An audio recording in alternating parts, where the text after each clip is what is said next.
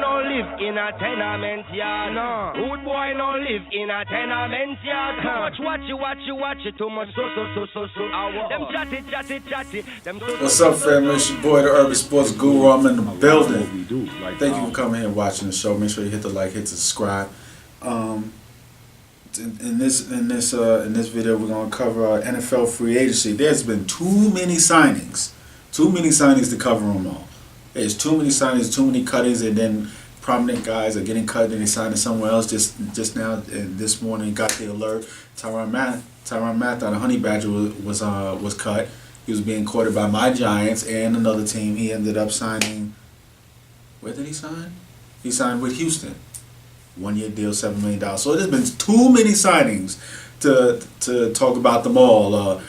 Cleveland trading for Patrick Peterson. I know he's madder than a motherfucker right now. But I guess Arizona just made the decision that, okay, we're not going to get Kirk Cousins. Since we're not going to get Kirk Cousins, okay, we need to get rid of these high-priced veterans. They got something for Patrick Peterson. They end up getting the number 4 pick. They're probably going to draft a quarterback. Let me just cover some of the signings and some of the moves that I think that I'm going to be keeping an eye on. Some of the moves that I think might be very, very positive moving forward. Than some of the ones that aren't so splashy. Number one, and everyone who knows me knows I'm a big fan of Alabama Roll Tide.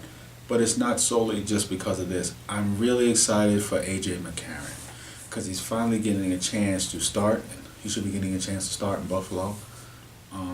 I think A.J. McCarron is a starting quality quarterback. He's the only NFL prototype quarterback that they've had during Nick Saban's run in Alabama. We got to see moving forward with this young kid he has now, the Samoan kid with the crazy arm that won the game for him, the national championship game, who looks very, very talented. We got to see what he is able to do moving forward. But nevertheless, A.J. McCarron in Buffalo, they still have Shady McCoy. They can still run the football. They could. I've always liked the tight end. I've always liked that tight end that they have. Let's see if they can keep hold of him. Defensively, going to get started to Atelli. I like what Buffalo's doing. I mean, let's not forget something. Sean McDermott, who's now the head coach of Buffalo, has proved himself to be a great defensive coordinator. This is a guy who initially first got his chance to be a defensive coordinator in Philly. And coming after what Jim Johnson used to do in Philly, he had some growing pains at first, but eventually he got his weight up. This is the same man who was defensive coordinator in Carolina when they went to the Super Bowl. So moving forward, I think let's see what he's able to do more so as a head coach. He went through some growing pains last year with him benching Tyrod Taylor, which I think was a stupid move. I think that was a really stupid move, and he found out quickly in the first half of the next game that was a very stupid move. But Buffalo is moving in the right direction. They finally went to the playoffs for the first time in, 17 years? And A.J. McCarron, I like A.J. McCarron. I think given opportunity, he's going to be able to do some things. So that's one that I like. Jordy Nelson to the Raiders. And the reason why I like this so much is Jordy Nelson last year was stuck in a bad situation because they didn't have A-Rod. Jordy Nelson, in my opinion, is not someone who's capable of not being a number one receiver, per se. But when you put him next to another badass receiver that can take coverage off him, I like that. Him being next to Amari Cooper, I like that. You put him with the offensive mind of a John Gruden, I like that very much. I think John Gruden is going to know how to take advantage of what he still has left. I think he has maybe one more damn good year left in him. And I thought he was going to have to go to the right situation with a team that knew how to use him properly. On the internet, I was seeing things like New England, and somehow, some way, New England always finds a way to get their hands on every single white wide receiver. I don't know how this just magically happens, but if you play the wide receiver position and you're white, you will play some time for the New England Patriots. I'm not making this up. Check the stats. I'm not making this shit up. I'm not making this shit up. I'm just saying. I'm just pointing that out there. Just putting that out there. You let that y'all flow with that anyway. Y'all damn well please. But they was putting that out there about New England, and New England I thought was a good landing spot for him because they will know how to use him. But I think Oakland also very good landing spot. I want to see how that moves forward because I expect great things from Derek Carr and John Gruden. That marriage I think is gonna have very, very positive results, and I expect to see those positive results early and often. Jerick McKinnon to the 49ers. I like that because McKinnon can do a lot of things. He proved this year that he can be at times an every down back. Now, Jimmy Garoppolo. I like Jimmy Garoppolo. And they're giving him a lot of the little pieces he's going to need to be successful.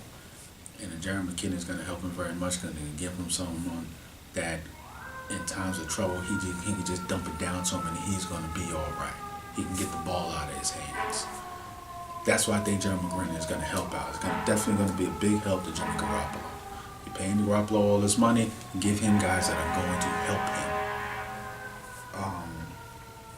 Teddy Bridgewater. Now, I remember at the time when Teddy Bridgewater was doing this thing, I was more of a fan of Tyrod Taylor than him. But Teddy Bridgewater does have the pedigree, being a former first-round pick. It's just that he was in Minnesota, and Sam Bradford was a better thrower of the football. I mean, that's not even debatable. But he still had ascension. And because of his injury, he never got a chance to get back. The beauty of it all is that he's had time to fully recuperate. Now he's going to an organization in the Jets for a coach like Todd Bowles, who I do like very, very much. Gets his guys, and they run through a wall for this dude, and I like Todd Bowles a lot. And they're going to give him every opportunity to still ascend. That's why I'm optimistic for Teddy Bridgewater. I want to see him win. I want to see him have success in New York. I want to see that for him. I want to see that for the head coach, Todd Bowles, who I really like. I've always liked him since he was defensive coordinator in Arizona and he got the job in New York. And I want to see Todd Bowles be successful. I want to see Teddy Bridgewater be successful. I'm going to keep my eye on that. But also, Sam Bradford. Now, Sam Bradford, like I just said, is a great thrower of the football. Sam Bradford, throughout his career, has never been an issue of talent. But he's someone in this situation, getting paid by Arizona, I have mixed emotions about. And I'm going to tell you why my emotions are mixed. Because when I look at it objectively, I understand that, okay, this brother consistently has injury issues. So because his injury issues is fucked him up when he's been in good situations, when he started off so great when he came into the league. He was one of the players that were the reason why they put a rookie salary cap. Because rookies were coming in like him, like a Jamarcus Russell, and they were coming in and getting such huge, exuberant numbers before they did anything. Now, Bradford, he came in and looked damn good as a rookie. But then he blew out his knee. 2 years. 2 years gone from blowing out his knee. Then he goes to Philly, and in Chip Kelly's system, which was like a square peg in a round hole, that made no fucking sense whatsoever. No fucking sense. Anybody with a sports brain, a football brain, seen flat out that this made no fucking sense whatsoever. No sense. It made absolutely no sense. So I was actually happy for him that he went to Minnesota. And I looked at it as an eventuality that he might get the starting spot because he was a better thrower than Bridgewater. But then he finally gets the spot, and then little fucked up shit with the coach, and they end up firing Norv Turner. They start off 5-0, and they end up firing Norv Turner, who's got this brother, you know what I'm saying, playing worldly football right now. Then he has the opportunity this year, and once again, I mean, he's set up in a great situation, a team with a whole bunch of talent around him, and once again, his body fails him. Open up the door for Case Keenum, who played great last year.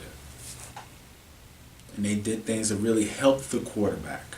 That helped him out.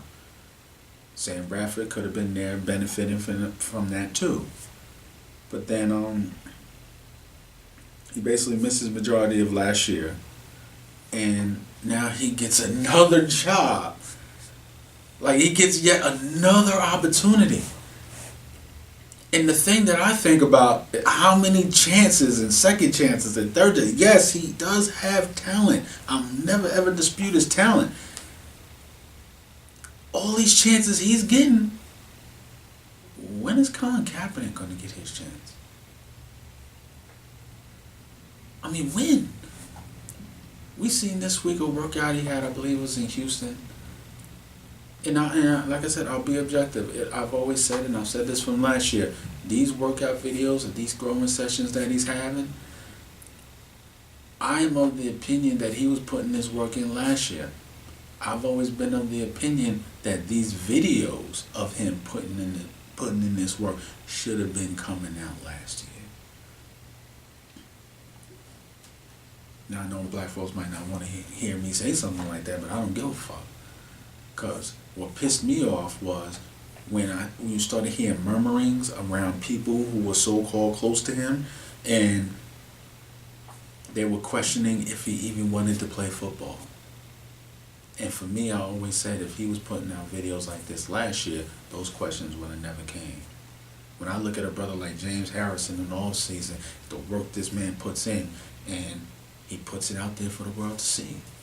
So you know when you line up across this motherfucker, who the fuck it is you dealing with.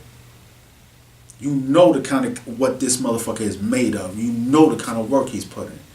So throughout the season, when he's bitching for more playing time, you know he's done everything in his power to earn it. You know this already. These are some of the things that I think Colin Kaepernick should have been putting out last year. But he's putting it out now, better late than never.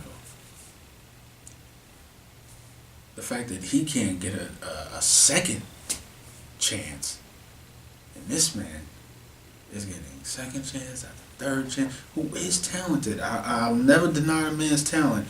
Second chance, third chance, fourth chance.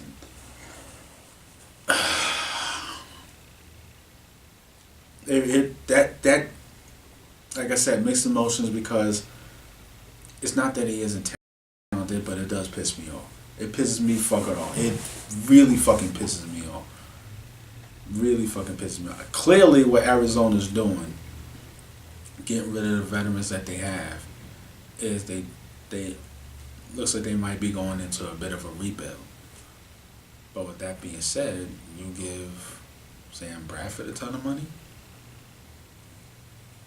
You pay him? I don't know what the fuck they're doing, but I'm going to keep my eye on that just to see if he even makes it through the season. Then moving forward, Case Keenum.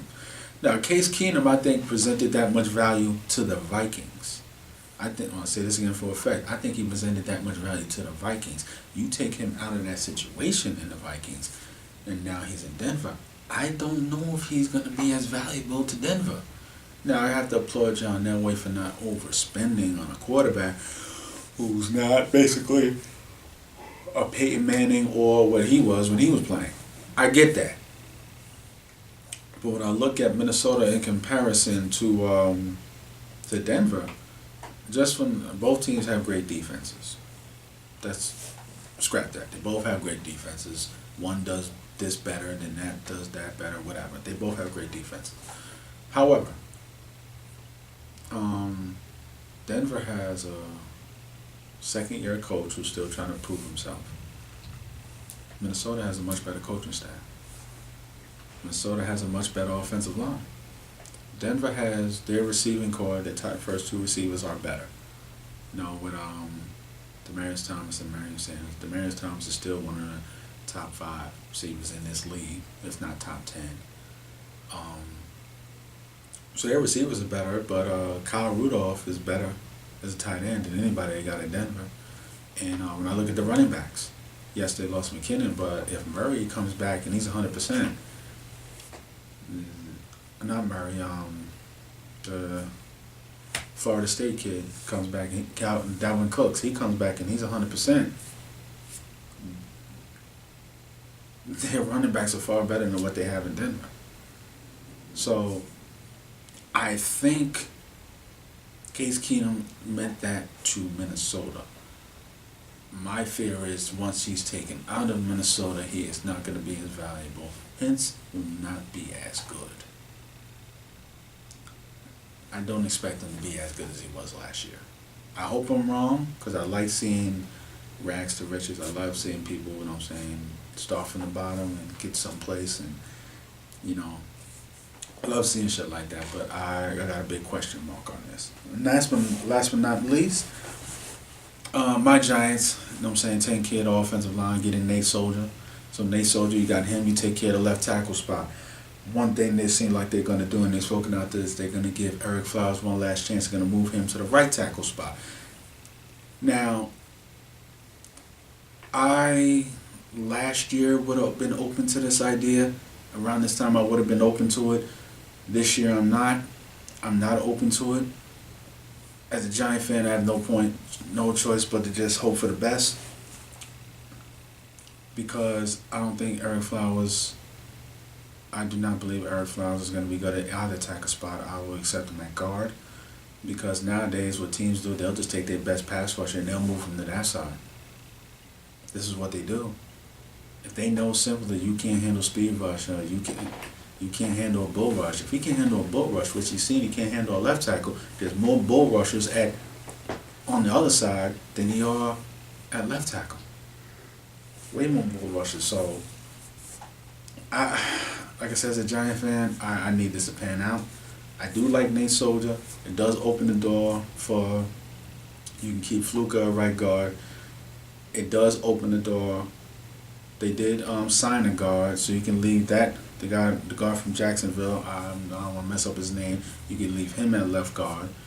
Or you can draft a guard from Notre Dame if Cleveland doesn't do what the fuck I said and leave Saquon Barkley alone. So if they snatch up Barkley, then we can end up taking the guard from Notre Dame, plug him into the left guard spot, plug the Jacksonville guard into the right guard spot, keep Fluker as for added depth. That's pretty much where we can go to. But right now, let's get into this edition of Shit Can't Happen. Shit can't happen. Shit can't happen. Shit can't happen. Shit can't happen.